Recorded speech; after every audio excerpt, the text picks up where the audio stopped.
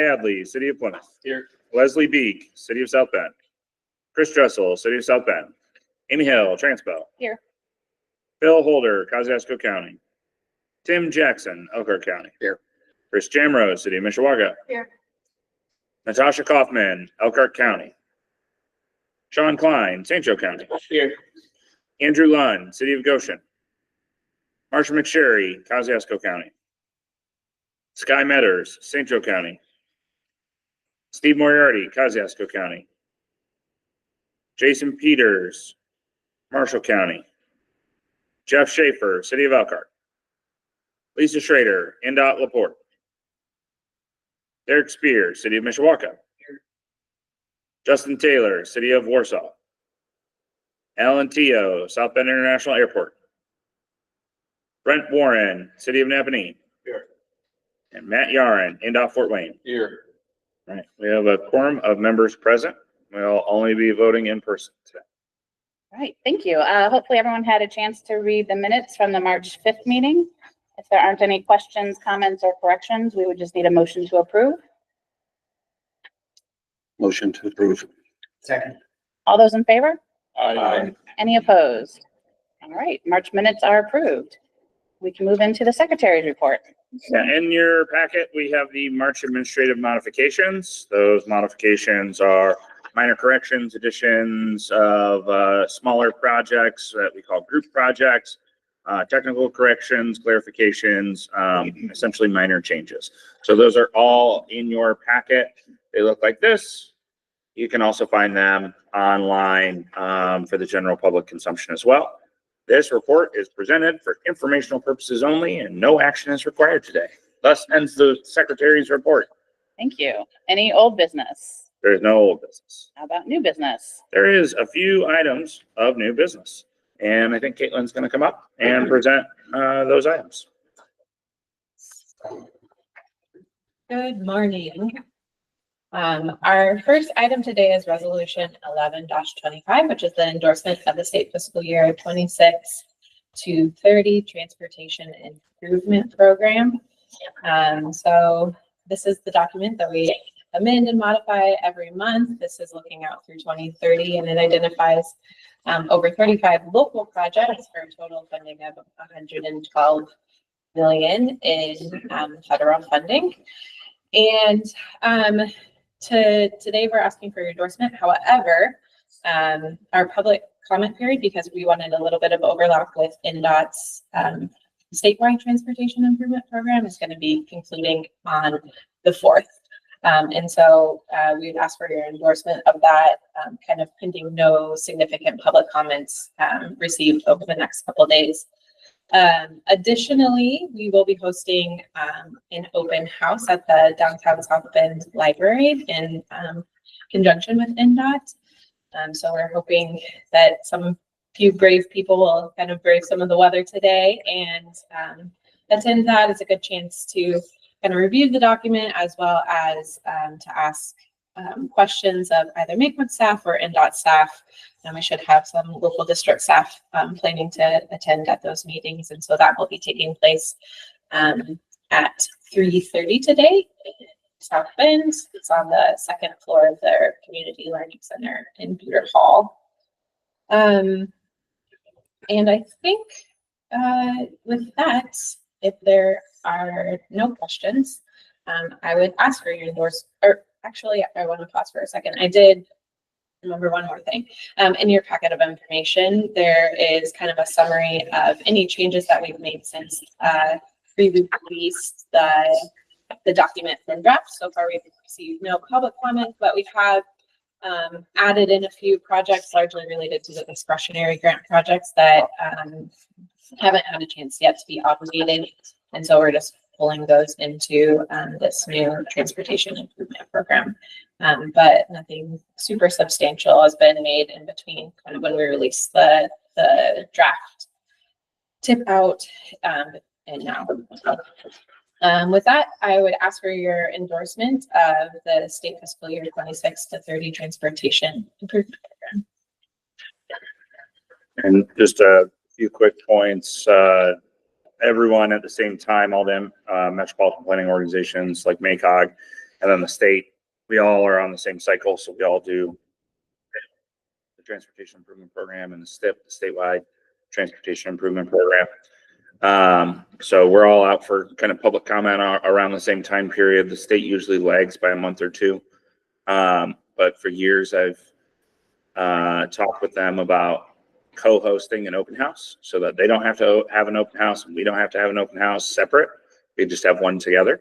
So while we had a separate one over in Elkhart, because we wanted to make sure to be able to have an open house over there in the Elkhart Goshen urbanized area, we were able to do one jointly with NDOT. But what that meant is that we had to do this kind of overlapping. The public comment still kind of goes on for 2 more days after today. So we ask that you endorse that with, as long as there aren't any substantive changes, and we'd bring those before the policy board next week. That full public comment period would be completed by next week.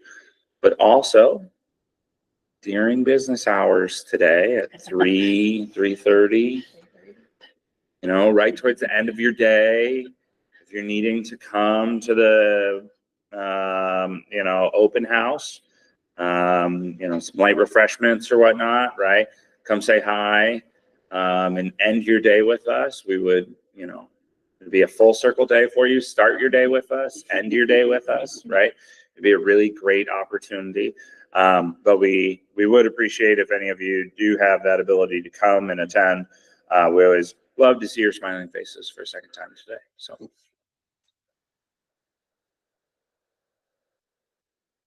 All right, we would just need a motion to endorse resolution 11-25. So moved. Do we have a second? Second.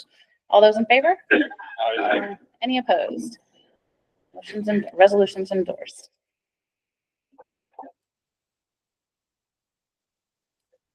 All right, for resolution 12-25, this is an endorsement of the update to our Transportation Improvement Program amendment and administrative modification process. As you all may know, each month we come to you with amendments that you formally endorse and policy board adopts. However, in your administrative modification packet, those are changes that staff has been given kind of the authority to make, and then we're presented to you for reference. And so as we were doing this transportation improvement program update, we wanted to more closely align some of our definitions of what an amendment and a modification is with NDOT's process. And so this is a large table of kind of what we view as modifications versus amendments. And for the most part, most of these are staying the same. However, there's 2 sections or 2 items that we're kind of adding to or changing for the funding category. So historically, we have treated any sort of cost increases or decreases that are above 30% as amendments. And we're proposing that we kind of move to NDOT's thresholds, which you can see on this table here. It's more of a scale. So any projects that are under $2 million, an amendment would be greater than 75% increase or decrease in funding. And then those thresholds apply to projects within the $2 million to $15 million range, which I think we're probably the majority of our local projects that we have in the TIP. And for those, an amendment would be made if the funding increase was greater than or equal to 50%. And then we have the other categories from 15 million to 75 million and 75 million and above. And really, we're just wanting to more closely align, because what we view as modification would sometimes have to be processed by NDOT as an amendment. So we're just trying to better align those so that there's less kind of clerical errors or administrative burdens as with the same TIP amendments and modifications. The other line item that we updating project cost estimates within the original scope and intent that don't impact fiscal constraint. As you know, we've had to kind of adjust our TIP limit sometimes when related to stage 3 estimates. And so this is kind of just formalizing that process as a modification as long as it's within the fiscal constraint impact. So those are largely the only two changes that we're proposing and asking for your endorsement. So if there are no questions, I'd ask for your endorsement of the update to our amendment and modification process. Just for reference, right now our blanket limit is 30%. 30%. Yeah. For any anything. project, no matter the size. So, you know, if you've got a $500,000 project, you have a 30%, right? Like there. So the problem that this creates with us having a different scale than NDOT is when we send all of our paperwork in, we often will send it to them on a spreadsheet, kind of like this, and they take that and then they process that to our federal friends. Well, if we called it an amendment, but to them, it's a modification, or really the other way around is typically the one that gets us, is we are calling it a modification, but to NDOT, it's an amendment, screws the whole process up, right? And it can then create a cascading effect that affects how quickly those are processed and other projects that were caught up on that same spreadsheet, right? And so all of it is just a effort to try and just streamline the processes, make this easier, especially that second one that Caitlin just kind of briefly touched on. You know, our federal friends, they want to see that stage 3 is accurately portrayed in the TIP. We vehemently disagree that the TIP is not a checkbook. It's not intended to be a checkbook. Also, I prefer not to tell our contracting partners the answer. They should be able to create their own estimates and give us their best cost, not necessarily just regurgitate the number that they see in the TIP, and then add 15% to it. But our federal friends really want to see that. We don't want to slow any projects down from going to a letting.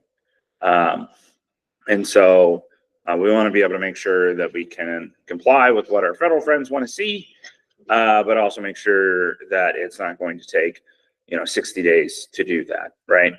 We just don't have the time with every day really counts and making sure that we get these projects to a timely letting.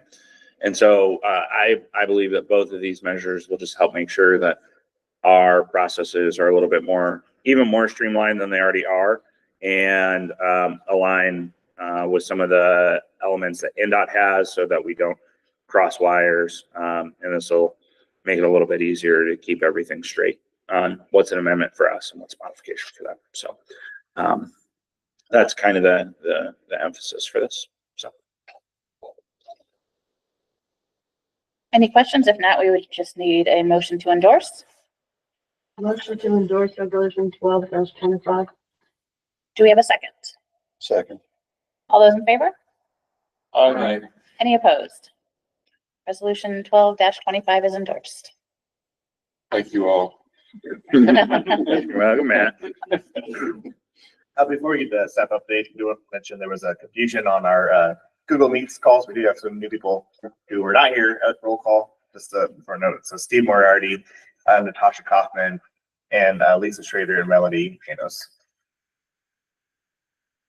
Great.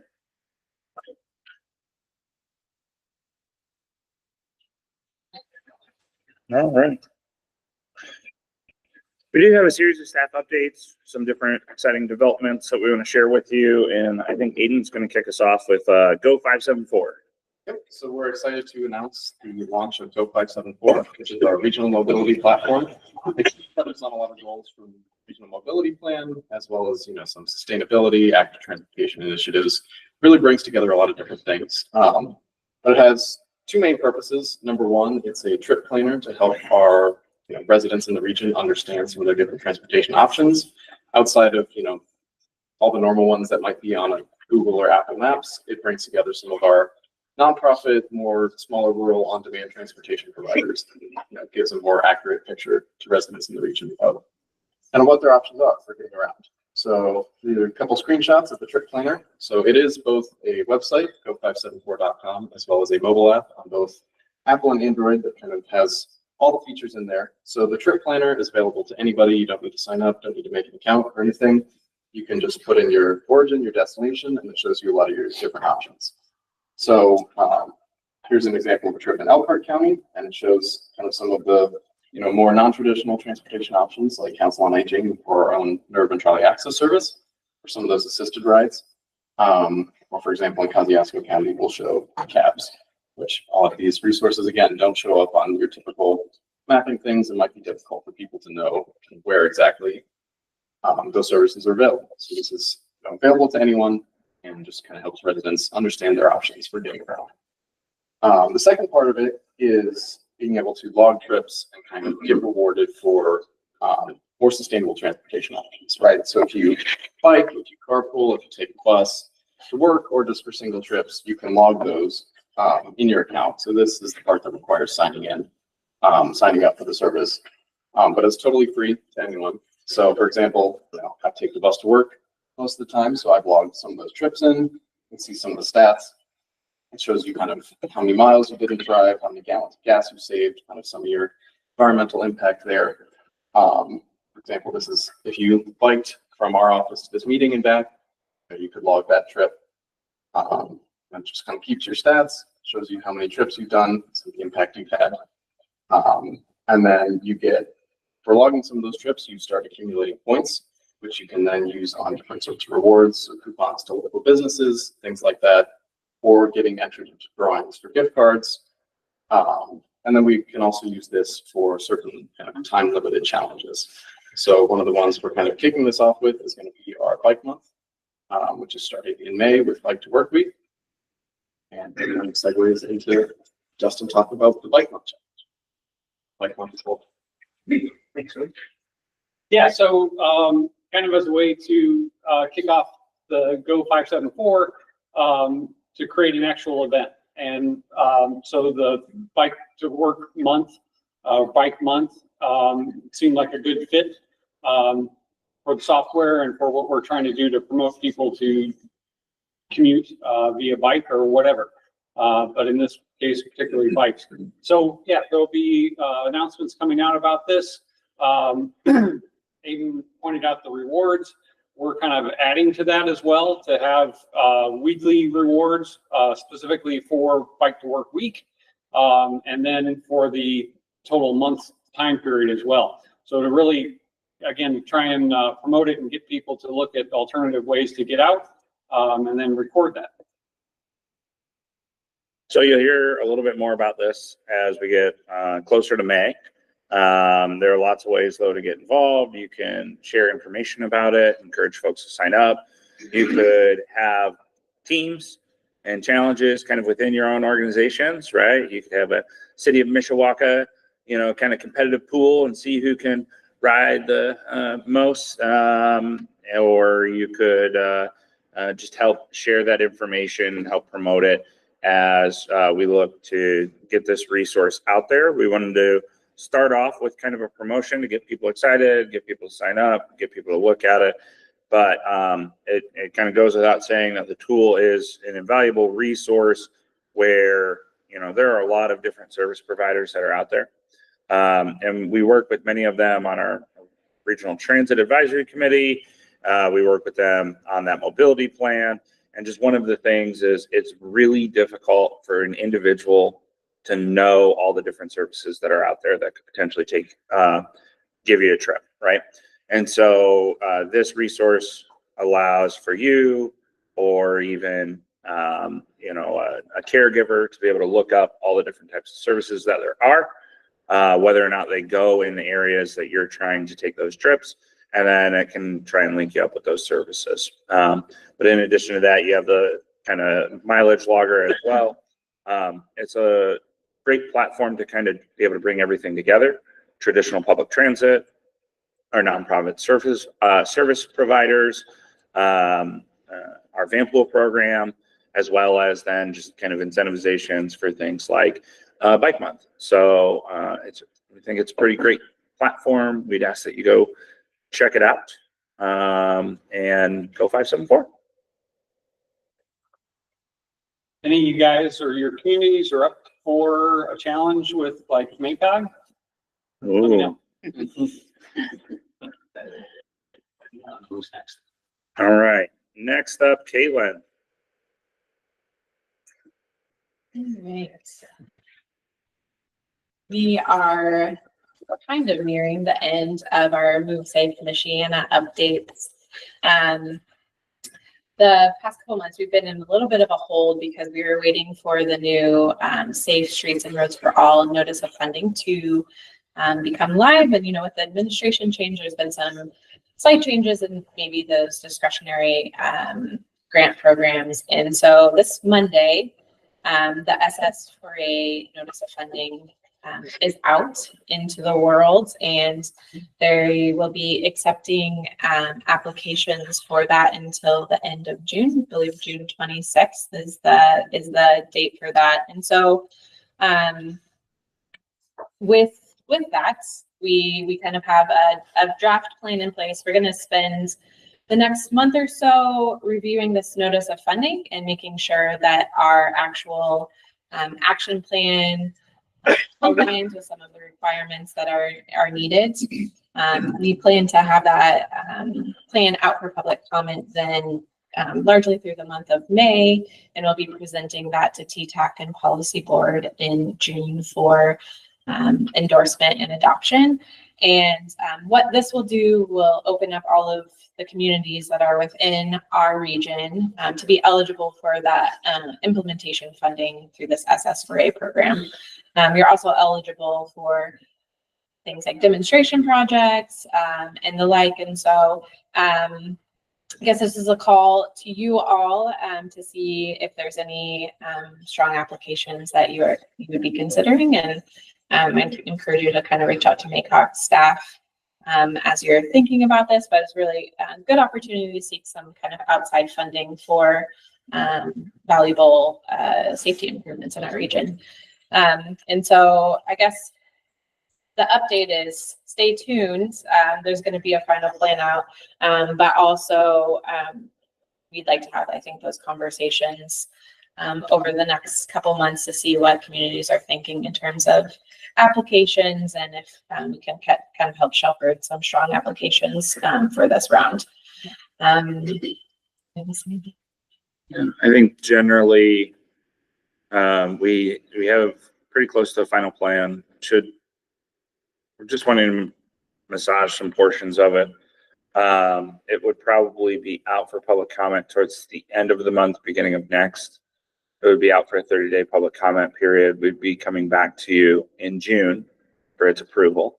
So that first week of June, it would be approved or asked to be approved through the TTAC and then the policy board, which would put you with an approved plan in advance of that deadline submission. So just FYI. Yeah, and just because we are working towards a final plan doesn't necessarily mean that our kind of work in the safety realm is concluding. And so David's going to provide you with a little introduction of what we're planning to do with some of the crash data that he's been putting. And it's so much fun to look at safety, as we all know. So one of the things that we're going to take under our belt, and I've already started this process, is doing a safety analysis. So NDOT, typically every single year will go through a network screening each individual division, if you will. So in MACOG, we have Fort Wayne and LaPorte. They'll go through network screenings to find the problem areas, the problem intersections, and even some segments in their specific regions. So what we're doing is we're going to take that on a local level.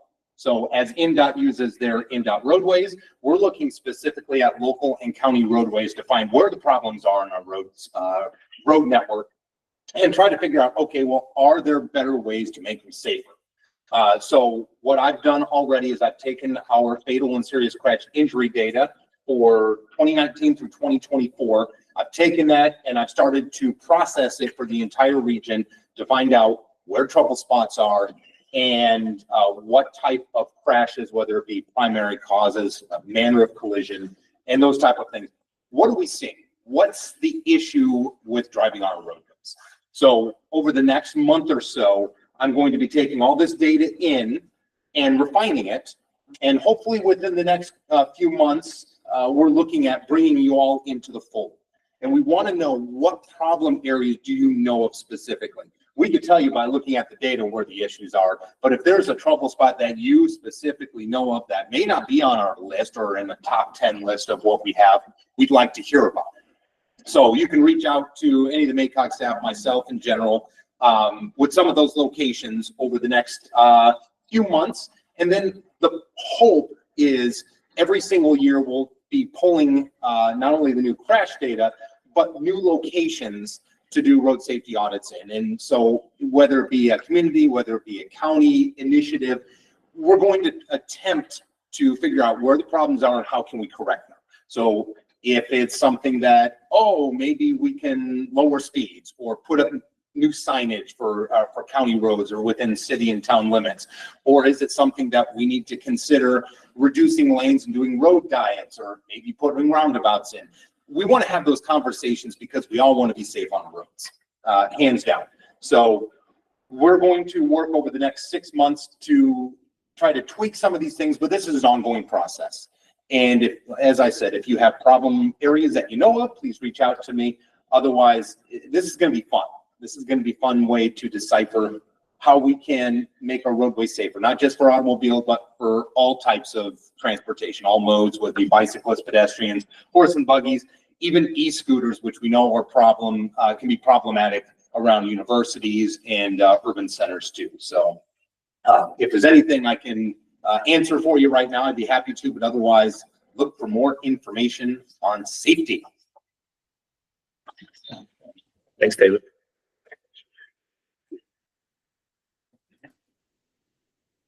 Raj, you're up next. Morning, guys. Morning.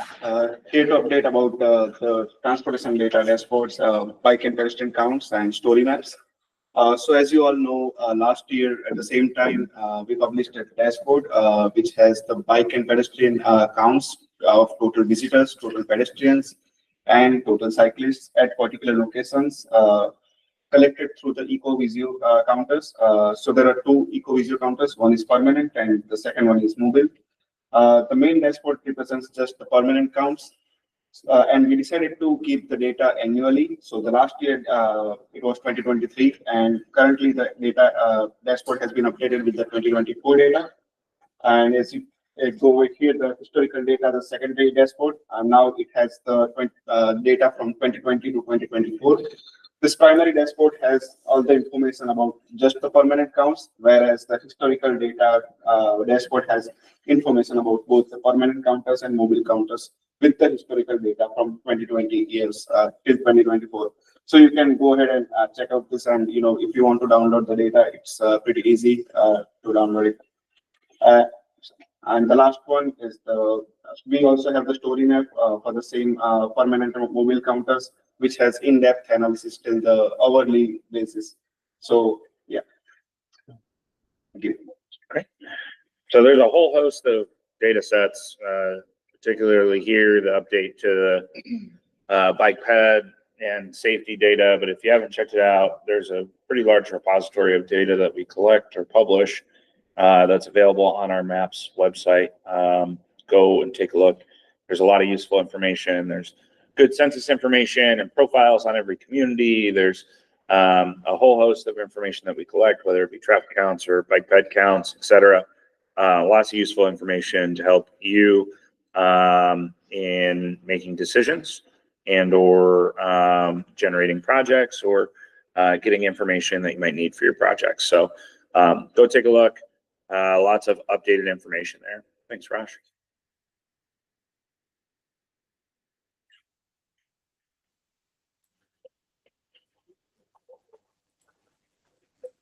Good morning, everybody. The quarterly tracking and review meeting will be held on Tuesday, April 15th. Schedule is, to discuss local projects. Schedule is ready and will be sent out very shortly. And it's just as a reminder, the Fort Wayne district will be meeting in the morning and the LaPorte district will be in the afternoon. So, stay tuned.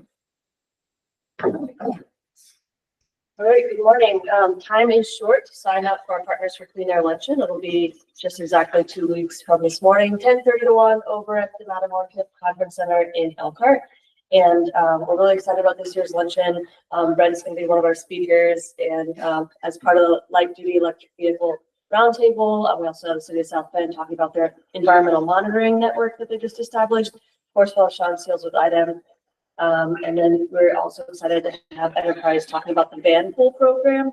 So if you know of any businesses or other entities that are interested in learning more and connecting directly with MACOG or Enterprise on van pooling, we can extend an invitation to them. This is invite only, registration is required, but it is free.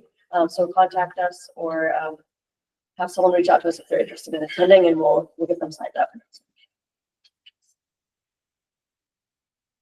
All right, I think I have the last update. So along with the PIP, we were also updating our comprehensive economic development strategy. That comment period ran at the same time. So from March 5th to April 4th, so we have a few days left in that comment period. This isn't usually brought to TTAC for their endorsement, so I'll just make sure that you have an opportunity to take a look at it. That would feel free to provide us any comments. That will go to our policy board next week for their approval. I believe that is all of our staff updates for today. All right, thank you. Privilege of the floor. Any comments from anybody on the committee, either here in person or online? Amy, is there any privilege of the floor? Sure. Thanks, Jane. I was just curious. Today will be my last TTAC meeting. My last day with Transpo is April 30th. So after 12 years with Transpo, the last 7 as CEO, it's a little bit bittersweet moving on, but I have accepted the role of CEO for the YWCA of North Central Indiana. So we'll be starting with them in May. So it's been a privilege serving on the committee, and Thank you for your service. I would tell anyone that you have done an incredible job at Transpo. You definitely left it better than you found it. Pushed a lot of things forward and really modernized the organization, and appreciated being able to work with you over those 12 years, but specifically those last 7. So congrats and good luck in your next role. I would ask amongst the TTAC members if we could get any volunteers for a nominating committee, because most likely we will need to figure out our officers. So obviously we have Brent, who's our first vice chair, and we have Steve Moriarty, who's our second vice chair. But with the with Amy's departure, we'll shuffle some things around and relook at what we want to do to figure out that chair role. So I would ask if there are any volunteers that you would. I see Ty shaking his head. He's usually one of my nominating committee chair, go-tos. Anybody else? Otherwise, Sean. Yeah, there you go, Sean. All right, cool. All right, there's my 2 go-tos. All right. Usually a very time-consuming process. It is. We'll work to fill those roles appropriately. But Amy, I just wanted to say thanks. We didn't have enough time to get a plaque together. Normally, this would be the time where I hand you a plaque and say, congratulations on serving Transpo for 12 years, especially the last 7. And I think you have been our TTAC chair since 2021. I think so. Yeah. So, congratulations. Thank you. I appreciate that. Yep. Any other privilege of the floor? If not, we can move on to public comment. I was just gonna, real quick, if everyone isn't aware, INDOT does have a new commissioner. Kent Abernathy stepped down, and Lindsay Quist is now our new commissioner. So just want to make sure, if you weren't aware of that we do have a new commissioner. Yeah, it was a sudden change, but many of you may know Lindsay, or at least the name may sound familiar. Lindsay, in her previous INDOT lives, before being at central office, she was at INDOT LaPorte District. So for us seasoned, grizzled veterans, you may remember her when she was at INDOT LaPorte. So it's great to have someone familiar with the North down in central Indiana. So Thanks for sharing that. Thank you. Do we have any public comment? Ralph, come on up. My name is Ralph Strubring. I went over last fall and for the Mascot Hall of Fame closed. That was in Whiting. I wonder what's going on in downtown Whiting. Thanks, Ralph. Thanks for sharing. Any other public comment? And nothing online ahead of time or on YouTube right now. All right, that would conclude our meeting. We would just need a motion to adjourn. So. Do we have a second? So, All those in favor? Aye. Thanks, everyone. All right, I have an item for you to sign. There you go.